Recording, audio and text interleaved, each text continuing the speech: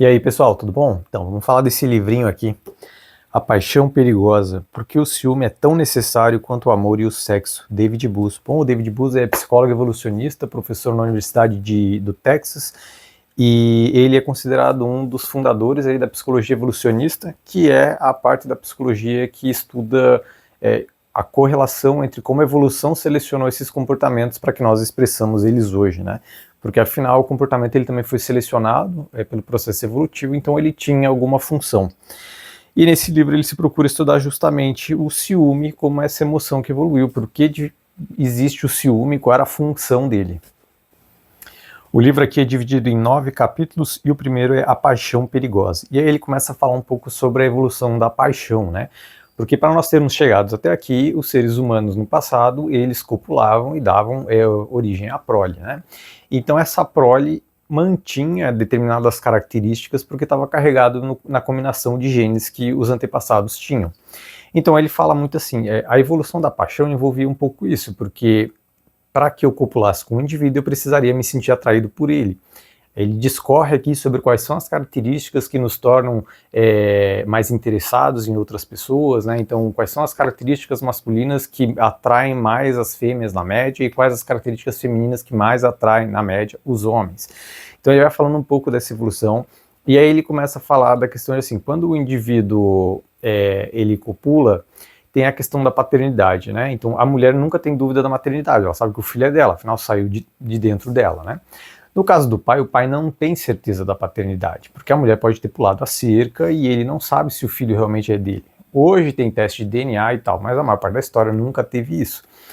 Então, os homens precisavam assegurar de que a prole era deles, e isso fazia com que eles ficassem atentos ao que estava acontecendo na vida da mulher. Inclusive, uma das razões para que os homens eles tenham passado a exercer controle sobre a vida das mulheres é justamente o fato de que o macho da nossa espécie, por alguma razão evolutiva, ele passou a investir mais na prole, porque assim garantia melhor a espécie. Só que para garantir que a prole era dele, ele precisava ter certeza de que a prole era dele, e uma das formas que tinha era controlar meio que a vida da mulher, para garantir que ela não ia ter acesso a outros machos, que outros machos não interfeririam ali, não por desejo da mulher, mas outros machos também poderiam querer usufruir dela, né? Então o homem, o macho, ele passa a exercer um pouco mais de controle. E aí ele começa a vir com essa questão. O ciúme pode ter evoluído justamente para que nós pudéssemos perceber sinais de infidelidade, né? Tanto da mulher quanto do homem, porque é uma questão que é importante para os dois, né? Tanto para o homem, para a garantia da paternidade, quanto da mulher, a questão do acesso aos recursos. Porque quando a mulher engravida, ela fica 9 meses naquela gestação, e é um processo custoso, tanto do ponto de vista biológico, né? E aí a mulher ela vai perdendo algumas capacidades físicas, porque ela não tem mais a mesma disposição física para fazer as coisas, ela não tem mais a mesma capacidade de coletar alimentos, de caçar, de produzir ferramentas, de fazer outras tarefas. Então, para garantir essa gestação, ela precisa de alguém provendo recursos para ela, e no geral eram os machos que proviam a maior parte desses recursos. Então o vínculo da mulher, da fêmea com o macho, envolvia muito mais o acesso aos recursos, e daí, quando a mulher ela pode se sentir ameaçada de que o homem pare de investir os recursos nela, ela começa a desenvolver o ciúme também, porque ela não quer perder o acesso a esses recursos, e o homem pela garantia da paternidade. Então o Buss vai desenvolvendo o raciocínio evolutivo, né, da questão da paixão e por que o ciúme poderia ter surgido inicialmente. Eu abri um parênteses aqui para falar de uma outra parte de contexto, vem de outros livros, mas para contextualizar um pouco melhor essa questão da dinâmica dos sexos, né? O capítulo 2, o paradoxo do ciúme. E aí ele começa a trazer os dados para observar que assim, o ciúme geralmente ele ocorre quando o valor que nós temos pelo parceiro ele é muito elevado. Então quanto maior o medo que eu tenho de perder o meu parceiro, maior é a tendência de eu acabar tendo ciúme, porque o medo de perder algo que tem muito valor para mim. Então o ciúme ele agiria como um mecanismo para me sinalizar isso, de que alguma coisa precisa ser feita para eu manter esse parceiro, seja o homem ou a mulher. Ele fala um pouco aqui no início porque o ciúme sempre foi visto como uma emoção que não deveria existir, que é uma coisa infantil e tudo mais, mas ele começa a mostrar outros estudos que assim, cara, isso existe amplamente na sociedade. Então ele é uma emoção que evoluiu junto de todas as outras e ele provavelmente tinha uma função, e era justamente isso, de eu conseguir identificar o quanto o meu parceiro estava sendo, minha parceira, estivesse sendo fiel dentro daquela relação em face do investimento que eu estava fazendo. E aí ele traz aqui um pouco da história dos estudos sobre ciúme, né? Mas mostrando também uma questão de que o ciúme, essa questão de paixão perigosa que ele usa, né? Porque o ciúme, muitas vezes, ele pode levar a comportamentos violentos, principalmente por parte dos homens. Também por parte das mulheres, mas tem uma diferença nesse tipo de violência, né? Mas ele mostra justamente esse paradoxo. O fato de eu gostar tanto de uma pessoa, às vezes pode fazer com que eu me torne violento com essa pessoa em função do ciúme. Inclusive, ele traz os casos, por exemplo, de homens e mulheres que mataram os parceiros. E aí, qual seria o sentido disso? Se o objetivo era eu garantir o meu acesso ao parceiro, mas quando eu mato esse parceiro, nem eu tenho acesso, né? Então ele vai mostrando um pouco o desenvolvimento desse raciocínio.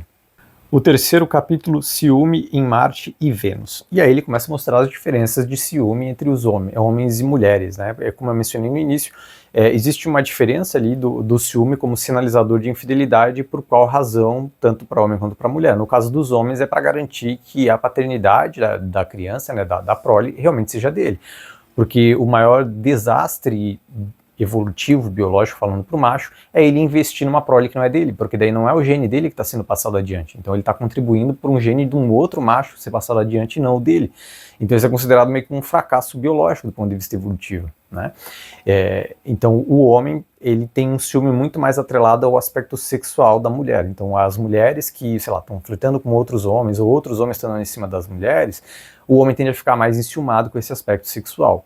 No caso das mulheres é um pouco diferente, tem mais a ver com a questão do acesso aos recursos, tanto que ele mostra que para a maior parte das pessoas, homens e mulheres, se houver uma infidelidade sexual, os homens são mais dispostos a romper essa relação, as mulheres têm uma tendência maior a acabar aceitando.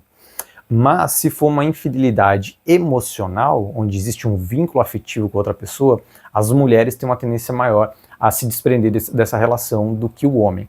O homem, tipo, o emocional, ele acabaria levando ao sexual também, então ele até traz alguns autores que acabariam questionando isso, porque as duas coisas acabariam se desenvolvendo em algum ponto, né?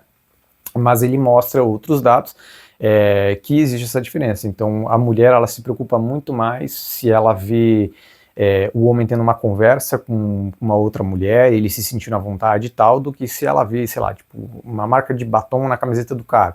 Ela tende a fazer vista grossa para isso, porque se for só sexual, isso não significaria necessariamente a perda dela de acesso aos recursos do macho. Então o marido continuaria investindo na prole, nela, etc. E enquanto ele estivesse investindo para ela, aquilo ainda seria aceitável. Já para o homem não seria, porque ele acabaria investindo numa prole que não é dele. O capítulo 4, a síndrome de Otelo. Aí a síndrome de Otelo é uma síndrome de ciúme excessivo, né? Tipo uma paranoia, assim. Só que aí ele começa a estudar, tipo, as origens disso, e aí ele começa a pegar casos, tipo assim, a mulher viu, na verdade o homem, né, ele viu que as luzes de pisca-pisca do Natal da casa dele estavam numa frequência, a do vizinho estava na mesma frequência, e ele suspeitou que a mulher estivesse tendo um caso com o vizinho. Ele cita várias historinhas aqui. Todas elas parecem extremamente absurdas, mas depois ele mostra que todas elas eram verdades. Então, tipo, a mulher realmente... ele realmente conseguiu captar pela sincronicidade dos pisca-pisca das duas casas que a mulher de fato estava tendo um caso com o vizinho. Óbvio, ele pega alguns casos bem absurdos, mas para mostrar assim, putz, podia ser uma paranoia, mas foram casos reais. E aí ele começa a mostrar que assim, muitos desses casos que eram tidos como síndrome de Otelo, de ciúme excessivo, paranoia, um ciúme irracional, a maior parte deles se mostrava verdadeiro.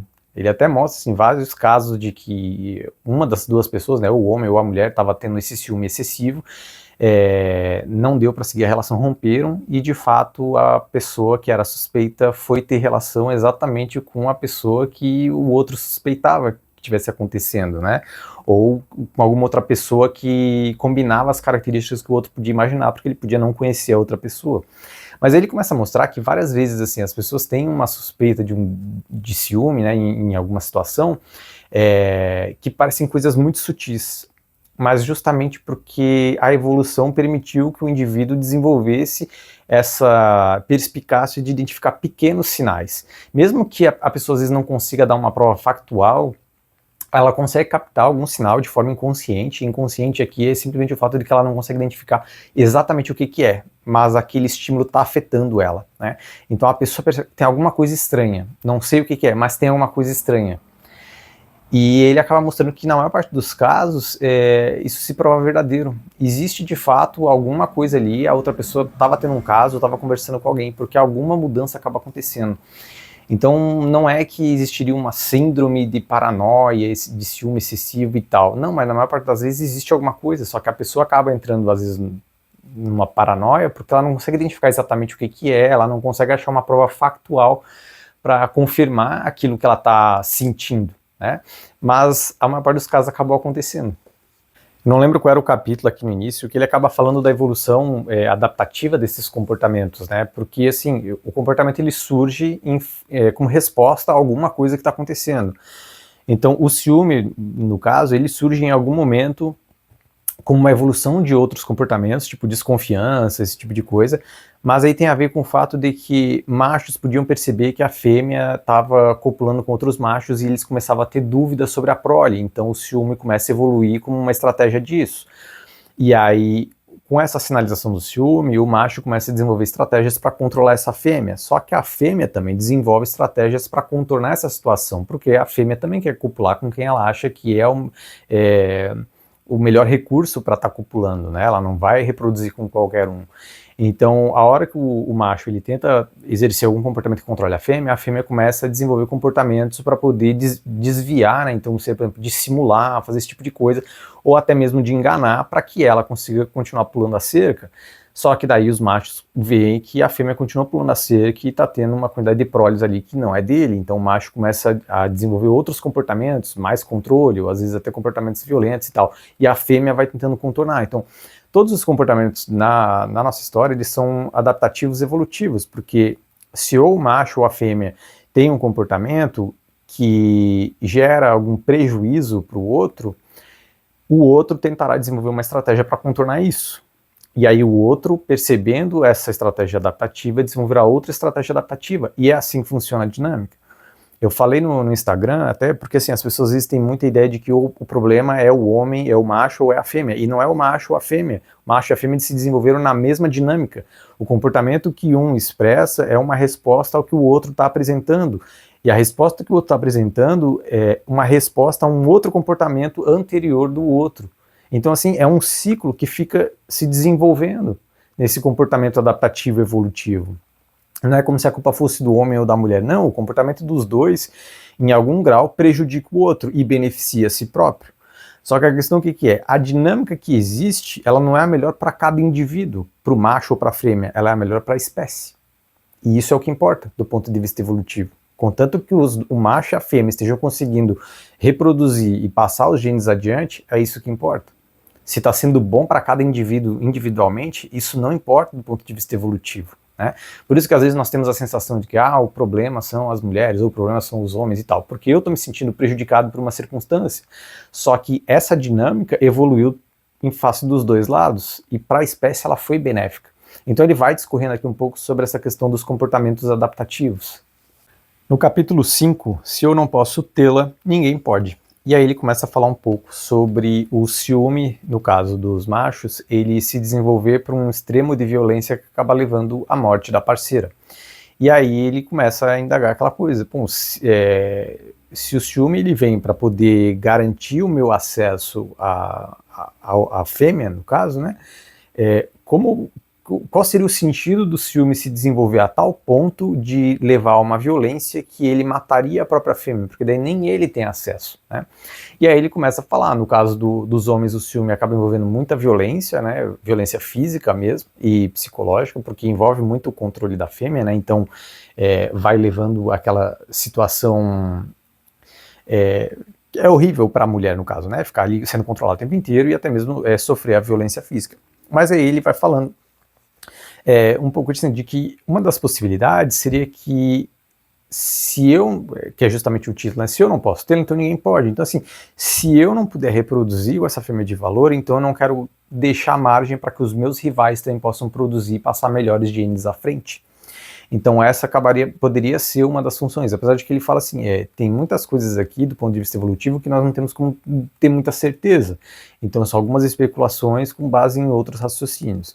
Ao longo do livro inteiro ele traz vários dados, até porque o Bus acho que é o pesquisador que mais tem estudos multiculturais, tem estudo assim, o cara fez tipo, em 35 países de culturas completamente diferentes, até sociedades bem subdesenvolvidas, né, tipo tribos de caçadores-coletores ainda, coisa assim.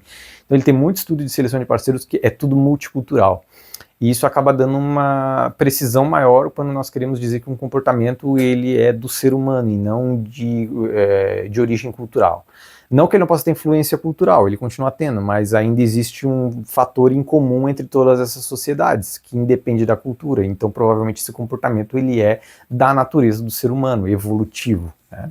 No capítulo 6, Segredos e Mentiras. E aí ele começa a falar um pouco dessa dinâmica que eu comentei anteriormente, né, da evolução do ciúme. Porque se o parceiro está mostrando um comportamento ciumento, para que eu consiga evitar esse tipo de comportamento, eu preciso desenvolver estratégias, e muitas delas envolvem mentira, ainda mais porque se eu estiver traindo e minha parceira estiver suspeitando e eu estiver tentando contornar a situação, de fato eu estou tentando mentir para ela, né? Então ele vai contando um pouco sobre isso, ele traz estatísticas de infidelidade aqui, e aí ele mostra a questão de fantasias sexuais também. Então existe um tabu, por exemplo, de que mulher não tem fantasia sexual, na verdade elas têm, tanto quanto os homens.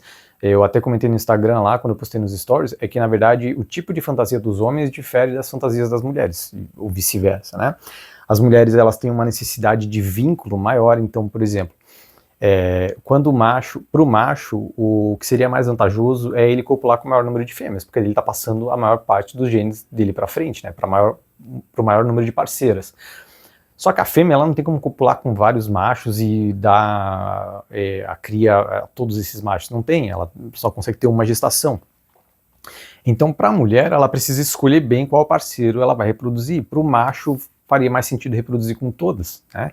Então, o valor biológico feminino, do ponto de vista evolutivo, ele é maior do que o valor do macho. O macho ele é mais descartável, porque eu não precisaria ter 50% da população sendo machos para manter o equilíbrio populacional. Poderia de repente ter 10% e o resto ser 90% de mulheres, daria para continuar mantendo a população, né?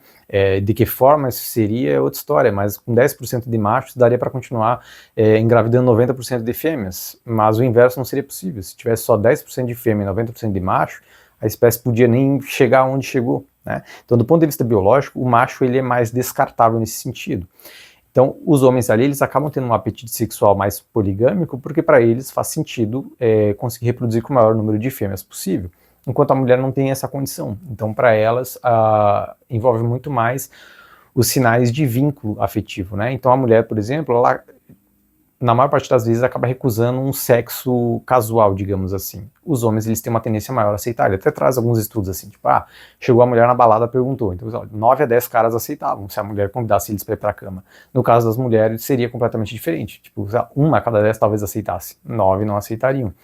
Porque para a mulher, a questão de investigar, de postergar a relação sexual é uma forma, é uma estratégia adaptativa, né, das coisas que eu comentei, para identificar o interesse do parceiro, porque se o parceiro ele realmente ficar investindo ali, ela pode dizer, não, de fato ele terá um vínculo comigo, investirá na prole.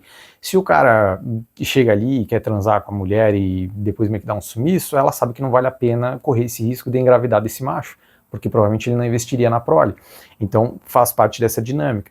E aí, como acontece aqui, né, de segredos e mentiras, ele vai falando um pouco sobre isso. Quais são as estratégias de mentiras e segredos, né, que tanto homens e mulheres desenvolvem para poder ocultar essas questões de ciúme. Muitas vezes envolve dissimulação, né, ou dizer que o parceiro ou a parceira tá louco, tá delirando, coisa assim. O capítulo 7, por que as mulheres têm casos? E aí começa essa indagação, porque o homem, um homem só, ele consegue engravidar várias fêmeas, mas uma mulher só, uma fêmea, ela não consegue engravidar de vários machos.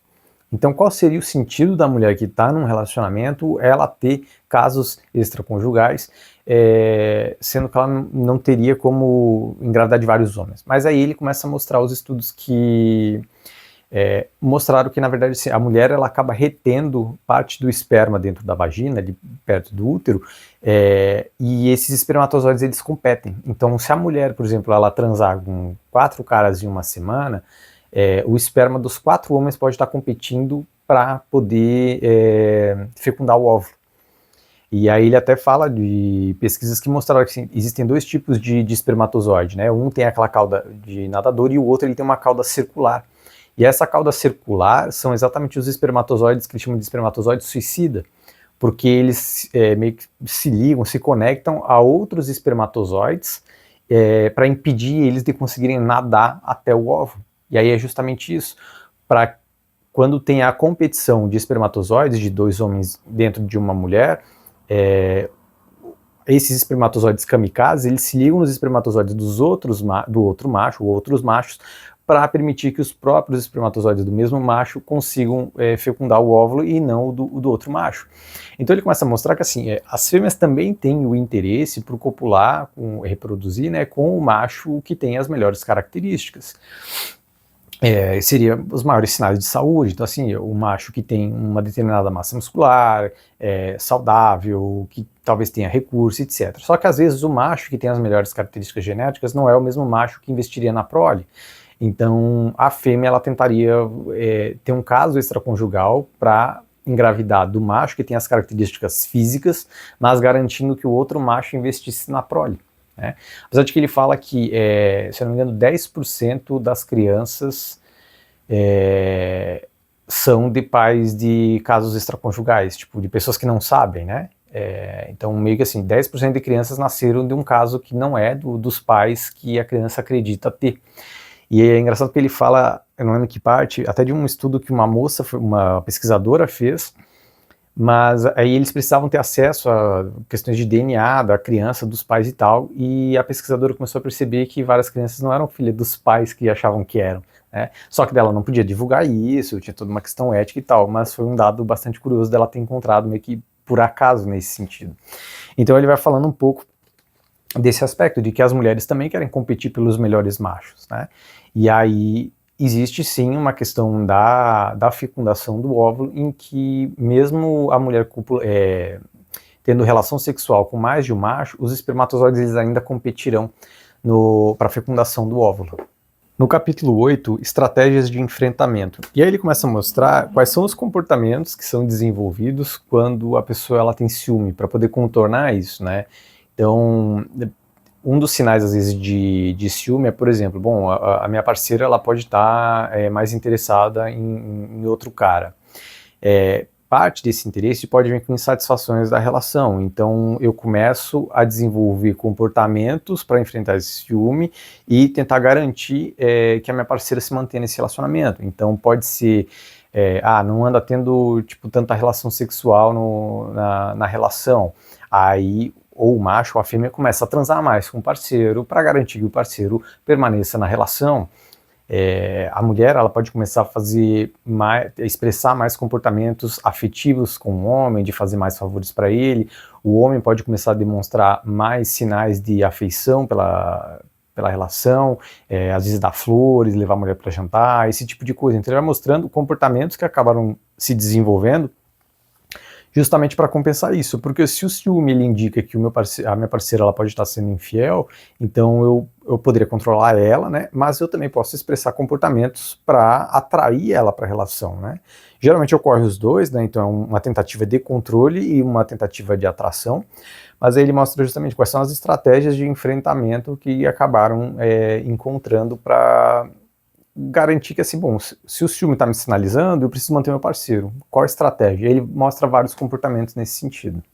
E o 9º e último capítulo, sabedoria emocional. E aí ele começa a falar um pouco sobre o que seria importante do ponto de vista prático para viver em sociedade, sobre lidar com o ciúme, né?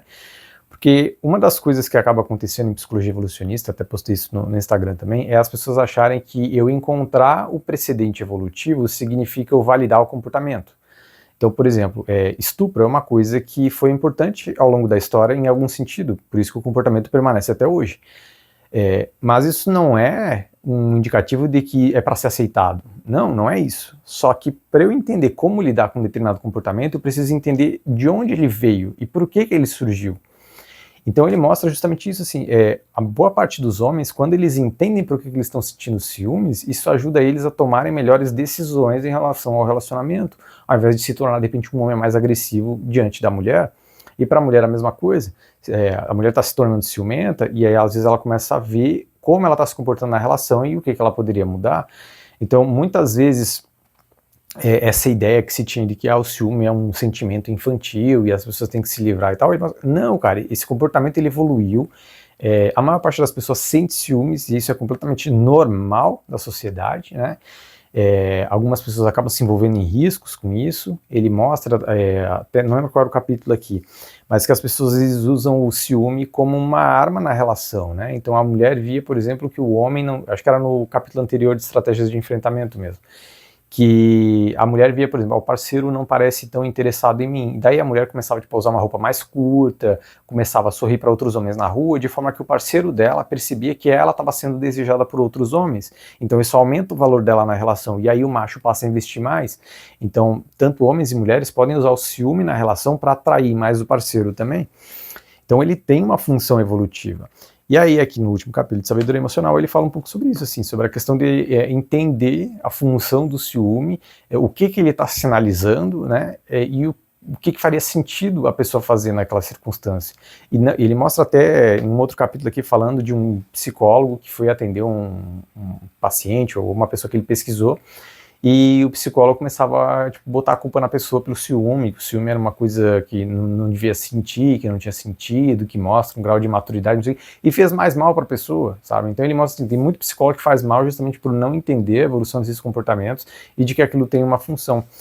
E aí no Sabedoria Emocional ele fala justamente isso, de entender as próprias emoções e como isso pode contribuir para que as pessoas passem a identificar, bom, eu estou sentindo ciúmes, por que eu estou sentindo ciúmes? Qual é a função do ciúme nessa minha relação? Ele mostra um pouco de disparidade de valor na relação, né? Isso em outros capítulos também. Então, se em uma determinada relação eu tenho ou um macho que é muito mais atraente, ou uma fêmea que é muito mais atraente, aquele que tem um menor valor dentro da relação, ele tende a ser mais ciumento, porque ele tem muito mais a perder, se ele perder esse parceiro, do que ele permanecer na relação. Né, independente da relação estar boa ou ruim, né, ele tem mais a perder se o parceiro sair, ainda mais se for para perder o parceiro por um determinado rival que a pessoa conhece. Né. Então existe esse valor dentro da relação, e ele mostra, cara, as relações que têm uma disparidade de valor muito grande, quem está muito em cima não faz tanto esforço na relação, justamente porque assim, o outro tem um valor tão baixo que não faz sentido eu investir tanto nessa relação, eu consigo coisa melhor. Mas quem está embaixo entende que o valor do outro é mais alto e se esforçará mais nessa relação. E ele mostra que, ao longo do livro aqui, que os relacionamentos que têm uma disparidade muito grande, eles tendem a não perdurarem, né? A maior parte dos relacionamentos que duram mais tempo, ou que são menos infiéis também, envolvem pessoas que tinham um valor muito semelhante. Porque daí as duas pessoas conseguiam enxergar meio que o mesmo valor na relação e elas investiam igualmente.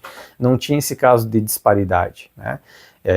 Em infidelidade ele até mostra, a pessoa que tem mais valor, ela tem uma probabilidade maior de ser mais infiel, porque ela sabe que consegue ter acesso a outras coisas e geralmente terá.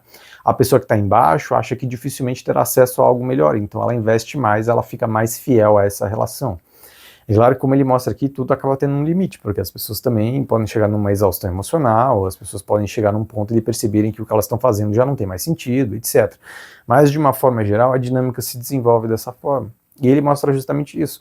E entender essas emoções relacionadas à dinâmica sexual, ela é importante justamente para evitar, principalmente, que as pessoas cometam atos que não têm muito sentido, né? Tipo violência, esse tipo de coisa.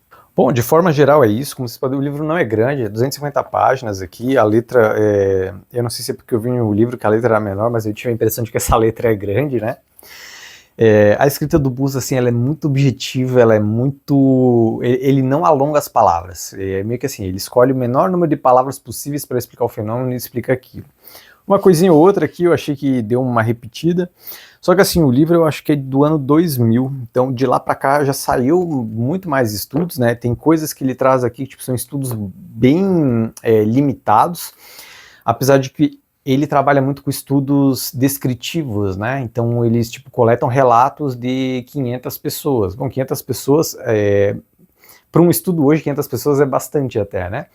Mas não é exatamente um representativo da sociedade, mas aí são 500 relatos, não são tipo 500 questionários que a pessoa preencheu sim ou não, X ou Y, não, são vários relatos. O outro livro dele que eu fiz o review, que é o Porque as Mulheres Fazem Sexo, que é com a Cindy Meston, eles usam muito os estudos do Alfred Kinsey, lá da década de 50, e o Kinsey tipo, coletou 16 mil relatos de pessoas, né? E aí o relato geralmente contém mais detalhes, mais informações, e eles conseguem coletar mais informações em função disso. Então ele faz estudos aqui, às vezes é com 100 pessoas, mas são 100 relatos. E aí de 100 relatos ele consegue captar 80 motivos do porquê as pessoas são infiéis, ou 80 motivos pelos quais essas pessoas sentiram ciúmes. Dentro daquilo, daí ele começa a trabalhar com estatística, com o quanto aquilo foi reproduzido ali dentro, e daí ele vai aprofundando os estudos com parte disso. Então, ainda que alguns estudos sejam mais limitados, eles têm uma qualidade muito boa, né? Porque daí é relato de caso específico e ele vai procurando os pontos em comum. Como eu falei, o livro é de 2000, já saiu bastante coisa a mais, no geral, coisas que continuam contribuindo para as hipóteses que ele traz aqui no livro, né? O Bus é um dos principais pesquisadores da parte de seleção sexual, principalmente em estudos multiculturais, que nem eu falei. Gostei do livro, não teve nada exatamente novo para mim, eu já tenho contato com esse assunto, gosto bastante da parte de seleção de parceiros, e acho que como o livro já está mais datado, já tive acesso a muita coisa que foi publicada depois. Mas para quem se interessa pela essa parte de seleção de parceiros, ponto de vista evolutivo, e também a questão do ciúme, que é o que ele acaba tratando aqui, o livro acaba sendo uma excelente porta de entrada, porque ele meio que contempla muita coisa do assunto aqui, né? Como é psicologia evolucionista, ela geralmente contempla uma série de aspectos. Então é muita relação do comportamento, de vários comportamentos aqui, né, que envolvem essa emoção, e a evolução. Então ele tem que percorrer um caminho bastante longo entre o surgimento das coisas até onde elas estão hoje. Então, nesse sentido, o livro é muito bom para quem não entende nada do assunto ou quer uma porta de entrada. Só não sei como tá para achar esse livro. Esse aqui que eu tenho, ele já está meio baleado, porque era um livro usado. Então, não sei com que facilidade talvez vocês consigam encontrar esse livro. Mas fica a indicação para quem se interessa pelo assunto.